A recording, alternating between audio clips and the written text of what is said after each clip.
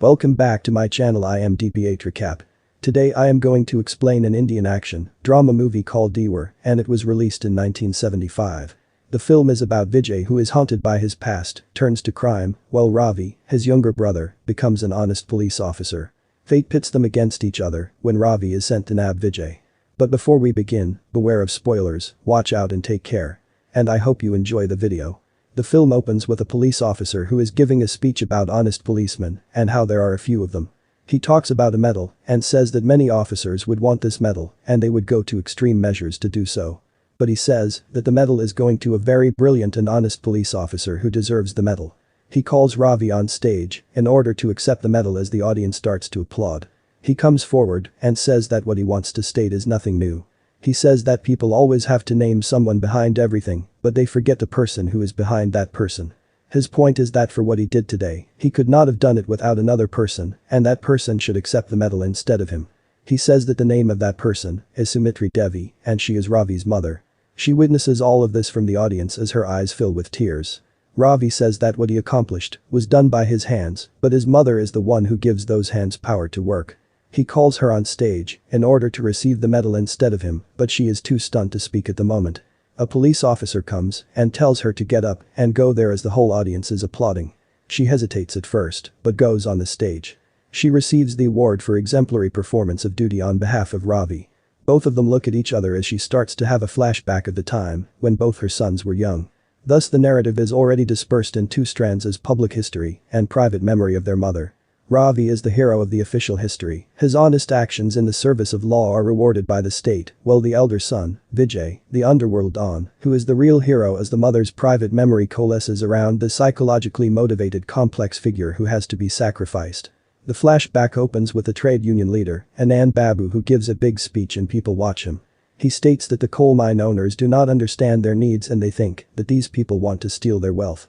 He says that all they want from the coal factory owners is that they make the lives of the workers that dig coal for them better. He pins them out to be the bad guys, while he ensures workers about a new morning that will rise when workers will have access to healthcare, housing and education.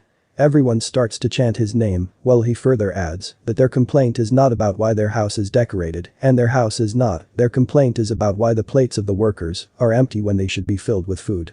The scene cuts to a wealthy man in a posh house, playing snooker as he listens to all of this. Anand Babu says that, if the owners are listening, they should know that the protest will not end until the owners start to treat them fairly or either they die. The man starts to smoke a cigarette and says that this is a very big problem for them. The man says that Anand Babu knows how to talk as another man standing in the room asks him if he should make him quiet, implying that they have the power to kill him and get away with it. But this mysterious man instantly refuses by saying that killing him right now would be a rookie mistake.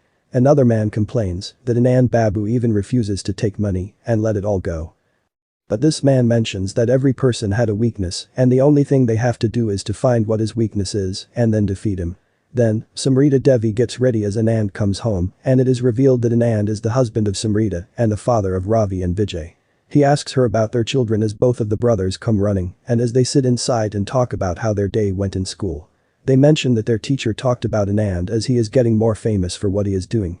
Later on, during another strike movement at the mine, the management threatens to kill Anand's family if he refuses to relent to their demands.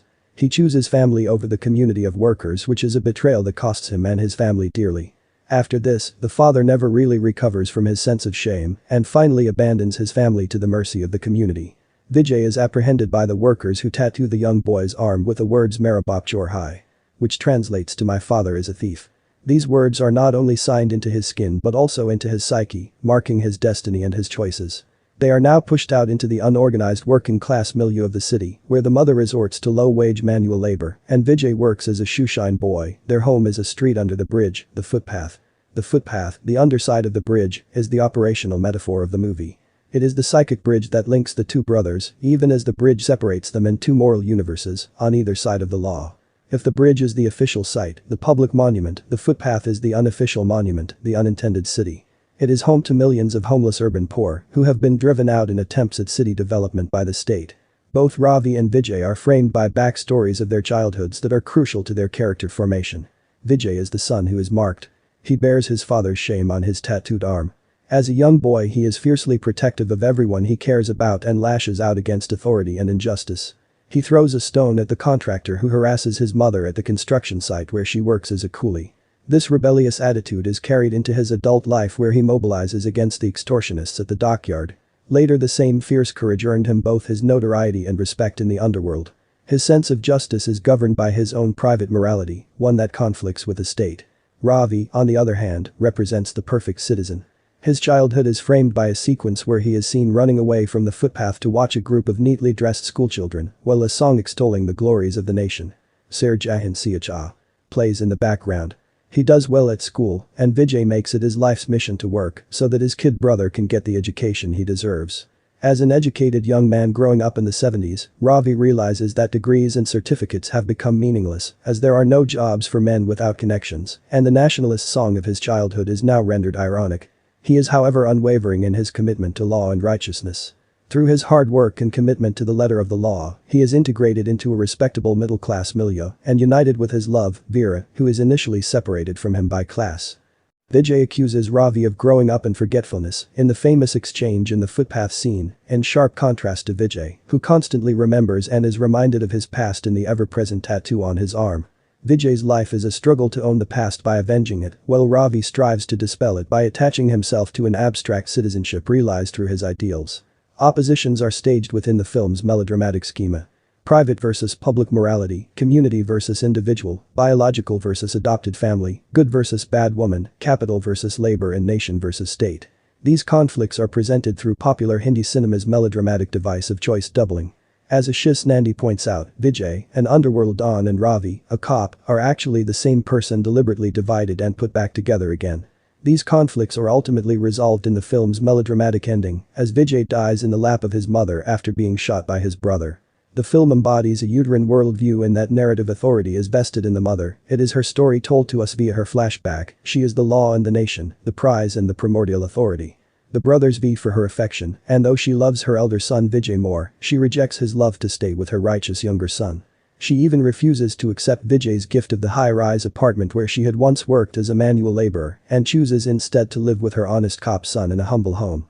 In the film's oft-cited dialogue between Vijay and Ravi under the bridge, Vijay asks, "Mere paas bangla hai, gari hai, paisa hai.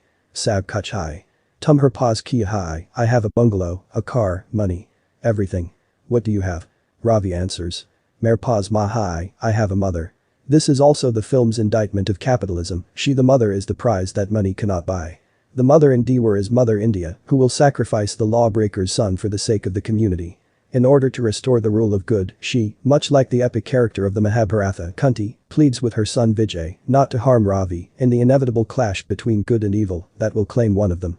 The invocation of the mythical story of the Indian epic Mahabharata and the parallels between Vijay and the complex character of Karna helps to frame the story in a moral universe familiar to an Indian audience.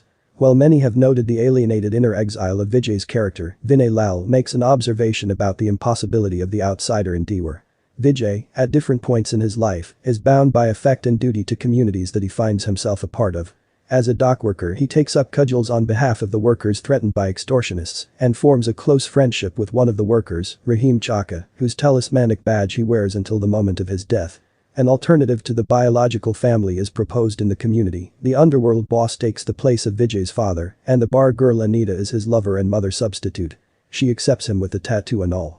Yet in the end it is the ties of blood that prevail. Ravi, even though righteous at the end, initially cannot accept hunting down his own brother and asks to be taken off the case. Vijay, under no circumstances, will kill his own brother. Vijay is finally brought back into the fold not through an impersonal law or the rational state, but through the blood family and the primordial authority of the mother in whose arms he dies. Here the movie ends. To watch more explanations of these kinds of movies, click on the videos on your screen. And do not forget to let me know how you feel about today's video in the comments down below. Kindly like the video and subscribe to my channel and press the bell icon so you don't miss any new videos. And at last, I will say, stay safe, stay well, thanks for watching.